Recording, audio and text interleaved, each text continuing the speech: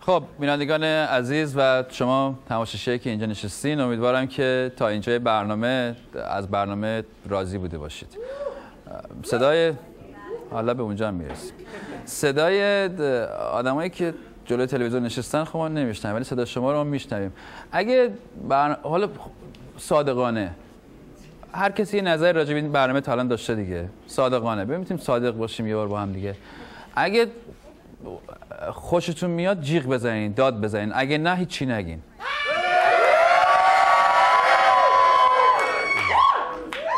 لول جیغ خوب بود.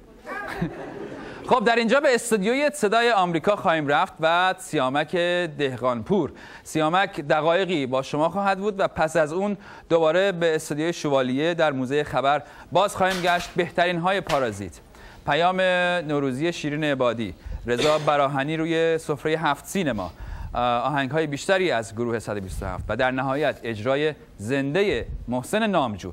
ادامه این برنامه پس از این خواهد بود. من نمیدونم ما سیامک رو الان داریم یا نه. سلام کامبیز جان، من صداتو میشنوم. تشکر میکنم. ما ناظر ارشد نوروزی داریم کامبیز در ساختمان موزه خبر که الان برنامه رو اجرا میکنی. به روند انتخاب لوگوی پارازیت نظارت خواهیم کرد و نظر مستقل این کارشناسان رو در اختیار بینندگان برنامه قرار خواهیم داد. اما آغاز سال 1389 تقریبا فکر میکنم دقیقاً 50 دقیقه به سال 1389 مانده و لحظه تحویل سال. رئیس جمهور آمریکا ساعتی پیش پیام مهمی رو به مناسبت نوروز منتشر کرد که با پیام سال پیش ایشون تفاوت‌ها و شباهت‌هایی داشت. Today, I want to extend my best wishes to all who are celebrating Nowruz in the United States and around the world. On this New Year's celebration, friends and family have a unique opportunity to reflect on the year gone by, to celebrate their time together, and to share in their hopes for the future. 1 year ago, I chose this occasion to speak directly to the people and leaders of the Islamic Republic of Iran, and to offer a new chapter of engagement on the basis of mutual interests and mutual respect. I did so with no illusions. For 3 decades, the United States and Iran have been alienated from one another. Iran's leaders have sought their own legitimacy through hostility to America, and we continue to have serious differences on many issues. I said last year that the choice for a better future was in the hands of Iran's leaders. That remains true today. Together with the international community, the United States acknowledges your right to peaceful nuclear energy. We insist only that you adhere to the same responsibilities that apply to other nations. We're familiar with your grievances from the past. We have our own grievances as well, but we are prepared to move forward. We know what you're against. Now tell us what you're for. For reasons known only to them, the leaders of Iran have shown themselves unable to answer that question. They've refused good faith proposals from the international community. They have turned their backs on a pathway that would bring more opportunity to all Iranians and allow a great civilization to take its rightful place in the community of nations. Faced with an extended hand, Iran's leaders have shown only a clenched fist. Last June, the world watched with admiration as Iranians sought to exercise their universal right to be heard. But tragically, the aspirations of the Iranian people were also met with a clenched fist. As people marching silently were beaten with batons, political prisoners were rounded up and abused, absurd and false accusations were leveled against the United States and the West, and people everywhere were horrified by the video of a young woman killed in the street. The United States does not meddle in Iran's internal affairs. Our commitment, our responsibility, is to stand up for those rights that should be universal to all human beings. That includes the right to speak freely, to assemble without fear, the right to the equal administration of justice, and to express your views without facing retribution against you or your families. I want the Iranian people to know what my country stands for. The United States believes in the dignity of every human being and an international order that bends the arc of history in the direction of justice. A future where Iranians can exercise their rights, participate fully in the global economy, and enrich the world through educational and cultural exchanges beyond Iran's borders. That is the future that we seek. That is what America is for.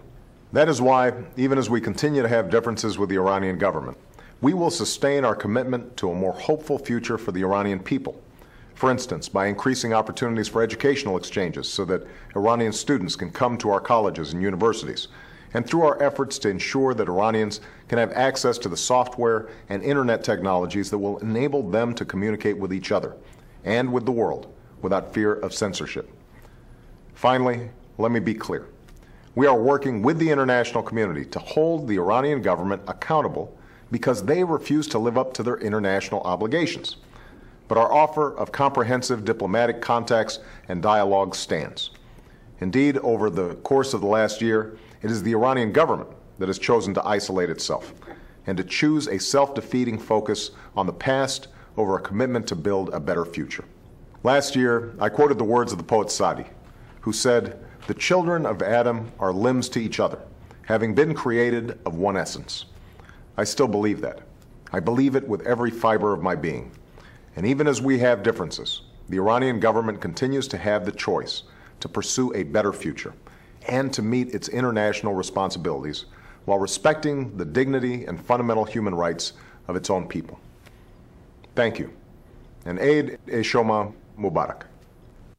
وزیر خارجه آمریکا هم نوروز رو تبریک گفته به ایرانی‌ها، کردها، آذری‌ها و افغان‌ها. ولی در طول یک سال گذشته افراد بسیاری در تهیه برنامه‌های شبکه خبری فارسی صدای آمریکا با ما همکاری دارن و تلاش می‌کنن. علی سجادی سردبیر شبکه خبری فارسی صدای آمریکا، مهناز صمیمی خبرنگار و مترجم همزمان، جمشید متین تدوینگر مهمان این بخش برنامه هستند.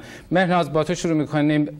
مسئله ترجمه همزمان همیشه یه چالش خیلی جدی بوده. تو همیشه از مهمان‌های انگلیسی زبان می‌خواستی که خواهش می‌کنم کمی آهسته‌تر صحبت بکنین که بتونه ترجمه به سرعت و درست انجام بشه، ولی هیچ موقع این اتفاق نمیافتاده. در تجربت برای ما بگو.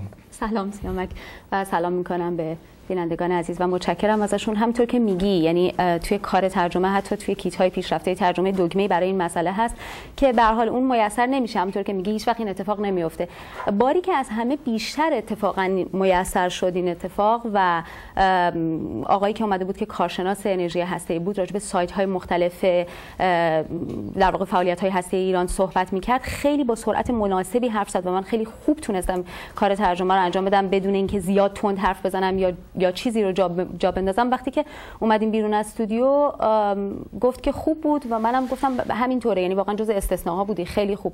و معلوم شد که ایشون به خاطر اشکالای فنی اصلا حتی صدای ترجمه به انگلیسی رو تو گوشش نداشته و در واقع یه جوری با رمل و استرلاب احتمالاً به همراه واژه‌هایی که تشخیص میداده و عکسای گوگل ارث که میدیده روی پلازما تونسته به هر حال حدس بزنه که سوال چی هست. سال نوت مبارک مهناز. جمشید، شنیدم بچه‌های هموطنت بهت میگفتن که تو واشنگتن کار میکنی ولی لهجت مثل ایرانی‌ها شده، درسته؟ بله درست فرمودین، چون که در بخش فارسی کار میکنم مدت تقریبا 3 سال شد و همیشه با دوستایم صحبت میکنم. خب البته چون اینجا من زیادترین وقت اینجا هستم و کار میکنم در پشت صحنه و لغت‌های فارسی زیاد استفاده میشه اینجا و من آموختم و در بیرون که با دوستای افغان خود صحبت میکنم اونا میگن که بچه تو چی رقم هستی لغت‌های فارسی استفاده میکنی، تو خود آمریکا زندگی میکنی اما چی رقمی لغت‌های فارسی برشون میگم، چون من در بخش فارسی کار میکنم و با دوستای ایرانی همکار هستم و اون خاطر سر آدم تاثیر داره. سال نوت مبارک جمشید. علی سجادی کلام آخر. والا ما با افغان ها علاوه بر زبان مشترک فارسی چیزهای دیگه هم مشترک داریم. یکیش این هستش که نیم ساعت دیریم همیشه. امروز هم جمشید نیم ساعت دیر اومد.